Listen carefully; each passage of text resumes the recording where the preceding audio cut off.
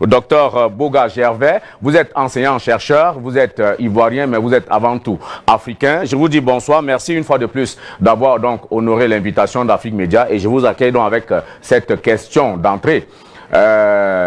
Une plainte qui est donc soutenue par cette association de droit français qui s'appelle donc Victimes de Guillaume Soro. Qu'est-ce que vous en pensez? Merci, cher ami, de nous donner l'occasion, encore une fois, de parler de l'Afrique, ce continent si riche, ce continent si malade de sa démocratie, si malade de certains de ses dirigeants. Heureusement que ce ne sont pas tous, puisqu'il y en a qui, de plus en plus, se démarquent, malgré leur passé et tout cela, comme le président de Madagascar, qui, quelque part, nous a fait honneur quelque part. Donc, je voulais vous dire merci. Merci à l'Afrique de nous suivre. C'est vrai que nous parlons encore aujourd'hui de la Côte d'Ivoire et on va parler de Guillaume Soro au cours de cette émission. Mais je voudrais, avec votre permission, en entame de cette émission, dire aux Ivoiriens, dire aux Africains que le dossier de Guillaume Soro est au cœur de la démocratie en Côte d'Ivoire, de la vie sociopolitique en Côte d'Ivoire, parce que nous avons à la tête de la Côte d'Ivoire aujourd'hui un régime qui a soutenu la rébellion, un régime qui a composé avec la rébellion, un régime qui est parvenu au pouvoir mais qui a gouverné avec la rébellion. Et en tant que militant des droits de l'homme, notre combat aujourd'hui, c'est de faire en sorte que ce régime du RHDP de M. Ouattara arrête avec les violations de la démocratie, les violations des droits de l'homme. Et c'est pour cela que aujourd'hui, chers amis, je ne vous apprends rien, vous qui suivez la politique en Côte d'Ivoire, c'est que M. Ouattara est en train, c'est vrai qu'il n'est pas au pouvoir d'ici à la fin de cette année, mais il est en train de distraire toute la Côte d'Ivoire avec ce dossier Guillaume Soro. Et en dessous, il est en train de manigancer pour que, après lui, vienne au pouvoir encore un certain Gon Coulibaly ou encore quelqu'un du RHDP.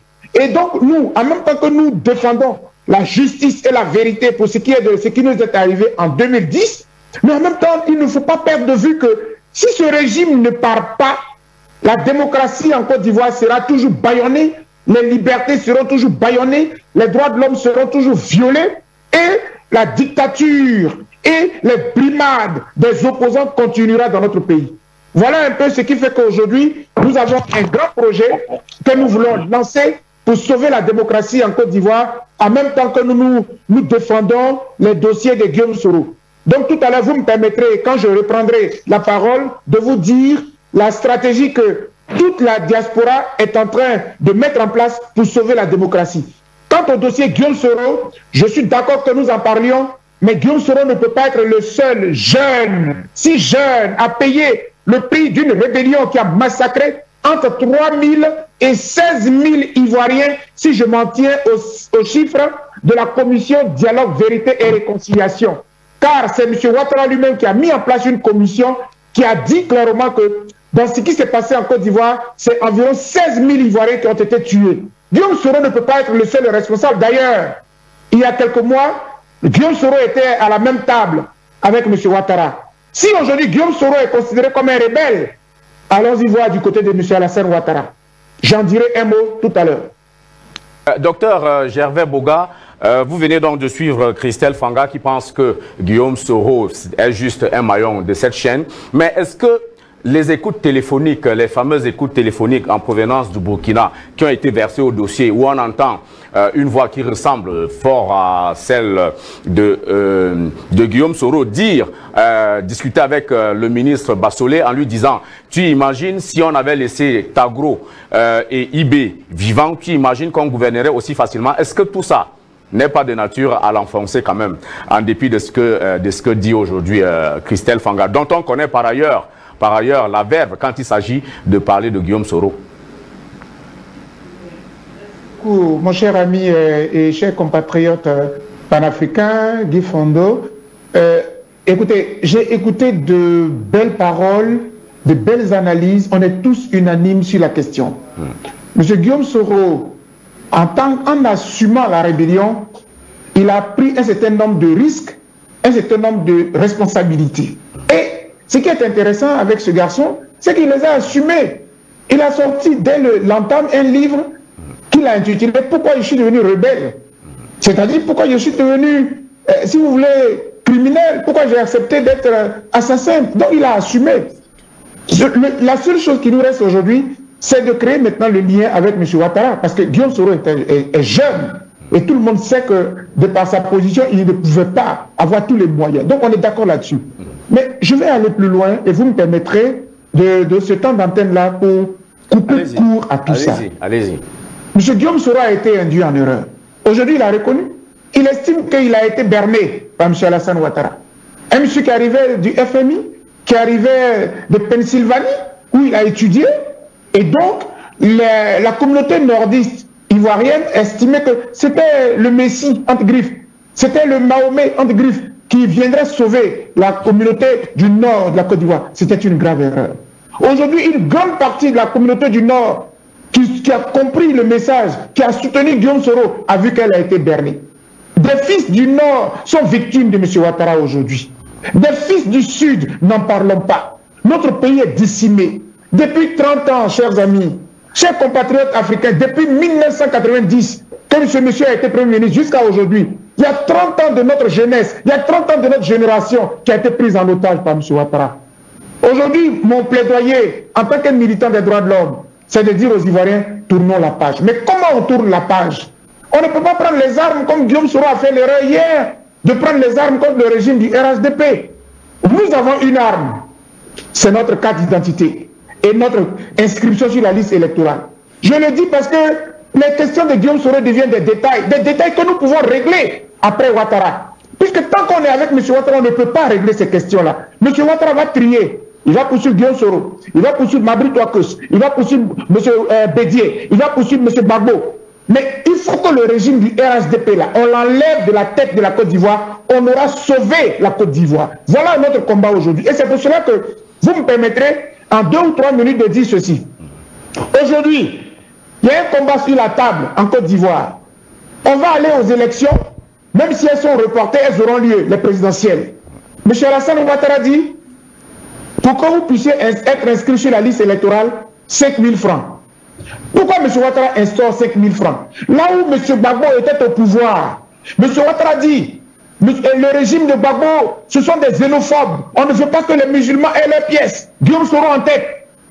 Et à Marcoussis, en janvier 2003, on impose au président Laurent Gbagbo, on met dans la loi, dans la décision de Marcoussis, cet accord-là, que M. Laurent Gbagbo distribue les cartes d'identité aux populations ivoiriennes, notamment aux nordistes. En 2004, M. Laurent Gbagbo a distribué 6 millions de cartes nationales d'identité gratuitement aux Ivoiriens.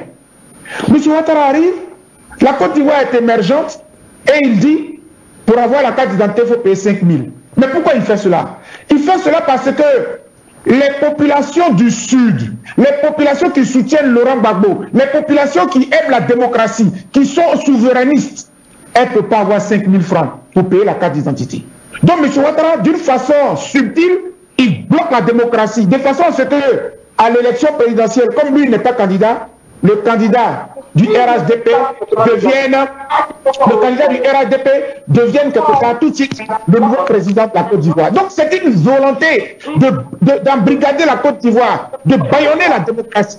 Et nous, si nous sommes des souverainistes, nous sommes des panafricanistes, aidons la Côte d'Ivoire à libérer son pays. Aidons la Côte d'Ivoire à libérer ce pays du joug du RHDP, un régime dictatorial qui viole les principes de la démocratie et les principes des droits de l'homme. C'est notre combat aujourd'hui. Donc, en tant que président d'une structure des droits de l'homme, j'en ai deux au fond, de deux structures des droits de l'homme, la FIDOP, la Fondation ivoirienne pour les droits de l'homme et la vie politique, qui a été déclarée en Côte d'Ivoire, dont une partie a été déclarée en France, et puis Grande Afrique, le groupe de réflexion et d'action pour la démocratie et les droits de l'homme en Afrique, que j'ai fait déclarer aux États-Unis dans l'État de Delaware. Donc, ces deux structures-là, on a décidé de lancer une opération, une cagnotte.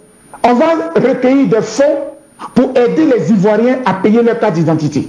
Puisque M. Ouattara vend les cartes d'identité à 5 000 francs, les Ivoiriens risquent d'être écartés du jeu électoral. La cagnotte, elle prend effet demain. lundi 25 mai 2020. L'opération est lancée, c'est une cagnotte qui est en ligne et nous avons intitulé cette cagnotte-là avec 10 €. Je paye une carte d'identité pour sauver la démocratie en Côte d'Ivoire. Chers amis, on a trop bavardé, on a trop parlé. Maintenant, il faut agir. La diaspora va se mobiliser pour envoyer 10 €. Vous envoyez 10 € parce que la carte d'identité, il fait 5 000 francs CFA. Les 10 €, quand vous achetez en ligne le timbre, ça vous fait à peu près 5 900 francs. Voilà. Donc, nous allons demander aux uns aux autres de nous aider à payer les cartes pour pouvoir sauver la démocratie en Côte d'Ivoire. Donc, l'opération est lancée. Nous invitons les uns et les autres à nous aider à payer 5 000 francs CFA pour sauver la démocratie en Côte d'Ivoire. Voilà l'opération que nous lançons. Nous pensons que nous sommes pragmatiques pour pouvoir aider les Ivoiriens à sauver la démocratie en Côte d'Ivoire, débarrasser les Ivoiriens du régime RHDP, débarrasser les Ivoiriens de ce régime dictatorial qui brûle la démocratie, qui emprisonne quand il veut, qui envoie les gens à la CPI, qui fait ce qu'il veut. Et la Côte d'Ivoire lui appartient. Il faut mettre fin à ce régime et libérer la Côte d'Ivoire de tout. Voilà ce que nous avons à dire et c'est pour cela que nous avons lancé cette cagnotte. Je voudrais qu'on nous aide à sauver la Côte d'Ivoire de ce régime du RHDP. C'est beaucoup plus pragmatique. Sinon, Guillaume Soro, ce n'est que l'iceberg le plus dur, le plus lourd. C'est tout ce régime et tout ce système du RHDP piloté par M. Ouattara. Merci beaucoup, mais c'était ça que je voudrais dire et je m'excuse auprès de tous les téléspectateurs parce que je suis obligé de me retirer, mais nous devons sauver la démocratie dans notre pays. Merci beaucoup. Merci à vous, docteur Gervais Boga. Je crois que vous en avez assez dit. Vous êtes donc, je rappelle que vous êtes enseignant, chercheur, mais vous êtes également un militant droit de l'homiste.